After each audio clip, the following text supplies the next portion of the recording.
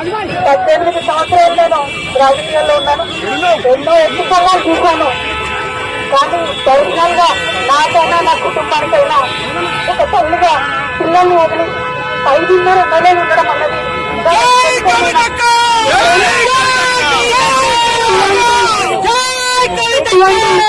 నన్ను నా కుటుంబాన్ని సాధించడానికి తప్పకుండా వడ్డీ సమేతంగా చెల్లిస్తాం.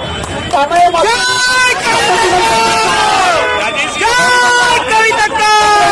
సమయంలో మాకు మా కుటుంబానికి తోడున్నటువంటి వారందరికీ హృదయపూర్వకంగా పాదవేదనలు తెలియజేస్తా ఉన్నాం.